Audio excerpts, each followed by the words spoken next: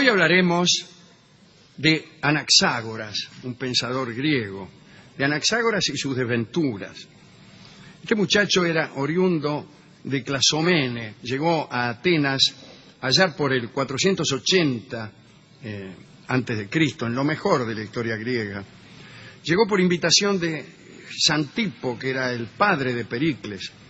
Xantipo había elegido a Anaxágoras para que fuera profesor de su hijo en asuntos del cielo. Le dijo: mira, aquí está mi hijo Pericles, enseñale todo esto. Dice el cronista que la astronomía era, por aquellos tiempos, una disciplina más bien errática, aunque los estudiosos del cielo a veces daban con alguna observación lúcida, también podía ocurrir que predicaran delirios. Y en realidad en Atenas las autoridades eran muy duras con los heterodoxos. Por mucho que nos parezca que el pensamiento ateniense era permisivo y que permitía la disputa, en realidad en asuntos de la astronomía y del cielo, como estaban un poco emparentados como en las cosmologías religiosas, la heterodoxia no estaba bien vista. Entonces no debía romperse con el rito pagano, que, como cualquier religión, establecía un génesis irrefutable. Ahí en Tebas, Filolao, el pitagórico, podía predicar que la Tierra no era en absoluto el centro del universo, sino tan solo uno de los muchos entes que giraban en torno de un fuego central. Pero en Atenas un discurso semejante era imposible. El mismo Pericles no se había atrevido a abolir una ley que prohibía, como contraria al rito, la astronomía. Redondamente.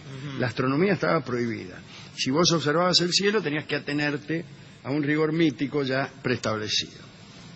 En realidad no sabemos si Anaxágoras había frecuentado escuelas, seguramente había tomado las nuevas ideas que circulaban en distintos foros eruditos de la Magna Grecia, donde eran más audaces, ¿no? Digo, la Magna Grecia, las colonias griegas, allí donde hoy es Italia, bueno, entonces era Grecia aquello. Demócrito de Abdera iba diciendo, por ejemplo, que la Vía Láctea no era más que polvillo de estrellas. Y aquí nosotros, levantando la vista, vemos que tenía razón. Sí. Ahí está la Vía Láctea, Mira. la galaxia. ¿Verdad? Sí. Y el tanque ¿Sabe de agua de al lado. qué quiere decir galaxia en griego? ¿Qué? Vía Láctea. Ah, creí que me iba a decir yo tampoco. Bueno, dijo que la Vía Láctea no era más que polvillo de estrellas. Esto Demócrito en Ardera, ¿no? En Agrigento, Empédocles insinuaba que la luz de los astros empleaba determinado tiempo para llegar a la Tierra, que no era instantánea, que algo tardaba. Parménides de Elea exponía graves dudas sobre que la Tierra fuera plana, y en Chíos, Enópidas, preanunciaba la oblicuidad de la elipse. No eran más que intuiciones, casi siempre formuladas en un lenguaje vago y entremezcladas con afirmaciones muy locas. Y los elementos de prueba no existían, pero ahí estaban. Bueno, Anaxágoras tuvo ideas lúcidas, pero también observaciones delirantes. En la corte de Pericles afirmó que los otros planetas estaban habitados por hombres en todo semejantes a nosotros y que sostenían la misma evolución histórica. Decía también que de la Tierra se habían desprendido pedruscos y fragmentos de rocas que, reaspirados por un éter incandescente, ahora ardían en el aire y eran estrellas. La mayor de estas estrellas era el Sol. Calculaba Anaxágoras el tamaño del Sol y decía: es enorme, es como 2 o 3 veces el tamaño del Peloponeso, que es la península del sur de Grecia, ¿no? También decía que la Luna tenía el mismo origen, es decir, era una piedra que se había separado de la Tierra. Otra observación extraña de Anaxágoras era la siguiente: el rayo se producía debido a la fricción o choque de 2 nubes. Mirá vos. Bueno, Más allá de sus muchos errores, Anaxágoras cometía otro terrible, que bueno, en realidad se alejaba de las leyes de Atenas. En sus teorías no citaba jamás a Zeus, el príncipe de los dioses. Muchos autores escribían sus indagaciones, igual que Anaxágoras, pero de alguna manera quedaban bien con el comisario y hablaban de los dioses paganos, qué sé yo, y los metían ahí para quedar bien. Anaxágoras no hacía esto. Fue amenazado por los ministros de Pericles y ya a último momento quiso conciliar sus decires con el rito oficial en un libro que llamó Sobre la naturaleza, e introdujo, como padre del vórtice que había dado lugar al universo, un nous, es decir, una mente que ante los jurados atenienses podía también pasar por el más importante de los dioses del Olimpo. Pero la verdad es que ese nous había sido una especie de injerto que tenía poco que ver con lo que Anaxágoras predicaba. Hablaba de un remolino primigenio que había separado con su fuerza centrífuga los 4 elementos fundamentales que dieron origen a todo, es decir, no se lo creía ni él. Pero Anaxágoras citaba continuamente el nous para ver si con esto se salvaba de la persecución de los funcionarios. Pero nadie le hacía caso y en la calle para cargarlo lo llamaban nous. ¿Qué hace nous? Además de la sospecha de impiedad, Anaxágoras era muy amigo de Pericles y de su mujer Aspasia. Dice el cronista que esta cercanía en aquella democracia entretejida de envidias se pagaba caro. Un día, durante un sacrificio, cayó en manos de un augur que se llamaba Lampón un carnero con un solo cuerno. Bueno, todos los sacerdotes dijeron, esto es algo sobrenatural, los dioses están enojados, qué sé yo, todas esas cosas. Y Anaxágoras agarró el carnero y dijo, no, mire, esto sucede porque el cerebro se ha desarrollado de modo anormal y en vez de ir hacia los costados se quedó en el centro y entonces bla, bla, bla. Medio que tenía razón, pero ahí quedó como un impío. Y Cleón, que era un adversario de Pericles, encontró una ocasión para atraerse a los sacerdotes que habían sido humillados o maltratados por el argumento de Anaxágoras. Y declaró que el nous inventado por Anaxágoras era una excusa para hacer contrabando de herejía. Fue acusado de impiedad ante un tribunal, ¿no?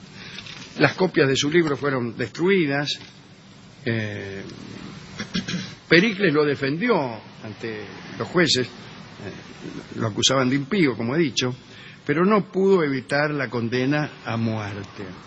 Y si usted es un impío, que no cree en los dioses, que se piensa, condenado a muerte.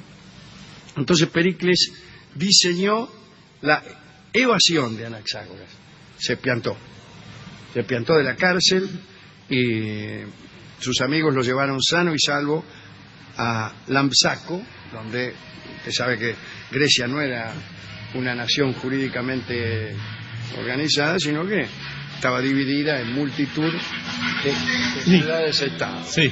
Digo, mientras pasan por la calle... Sí.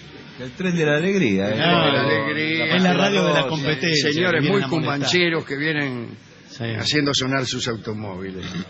Y allí, en Lampsaco, en su refugio, dejándose ver poco, temeroso de un asesinato, Anaxágoras vivió hasta los 73 años de edad. Pericles, a escondida, le enviaba dinero hasta que también Pericles fue exonerado del poder y no le mandó más. Esta es la historia que tenía hoy, de este sabio. A mí me gustó. Sí. Había varias intuiciones también que... Muchas intuiciones muy lindas. Se comienza la más linda es falsa y no es de Anaxágoras. Es la intuición de Demócrito de Abdera de que la Vía Láctea era polvo de estrellas. Y esto nos hace imaginar un universo más a la medida del hombre. La teoría del Big Bang, la idea de la infinitud del universo, la idea de millones y millones de años luz, la idea de que la luz que vemos de las estrellas conocidas pertenece probablemente, o en algunos casos, a estrellas que ya se han apagado, Al que pasado. tarda tanto la luz en llegar que estamos viendo el pasado de aquellas estrellas. Esa idea es perturbadora. Y básicamente lo que uno piensa es, no les importa gran cosa a las estrellas de lo que nos suceda a nosotros. Escucharemos entonces, en homenaje a esta intuición de Demócrito de Abdera, una bella canción de la música popular americana, que es... Ya. Están pasando algunos ciudadanos con sus motos. Desde el autódromo. Una bella canción que tocaba Tommy Dorsey, Sí, claro. que se llama Stardust, es polvo de estrellas. Claro. Vamos a escucharla por nuestro amigo Bing Crosby, que la astronomía era, por aquellos tiempos, una disciplina más bien errática, aunque los estudiosos del cielo a veces daban con alguna observación lúcida, también podía ocurrir que predicaran delirios. Y en realidad en Atenas, hoy hablaremos de Anaxágoras, un pensador griego, de Anaxágoras y sus desventuras. Este muchacho era oriundo de Clasomene, llegó a Atenas allá por el 480 antes de Cristo, en lo mejor de la historia griega. Llegó por invitación de Xantipo, que era el padre de Pericles. Xantipo había elegido a Anaxágoras para que fuera profesor de su hijo en asuntos del cielo. Le dijo, mira, aquí está mi hijo Pericles, enseñale todo esto. Dice el cronista, las autoridades eran muy duras con los heterodoxos. Por mucho que nos parezca que el pensamiento ateniense era permisivo y que permitía la disputa, en realidad en asuntos de la astronomía y del cielo, como estaban un poco emparentados como en las cosmologías religiosas, la heterodoxia no estaba bien vista. Entonces no debía romperse con el rito pagano, que, como cualquier religión, establecía un génesis irrefutable. Ahí en Tebas, Filolao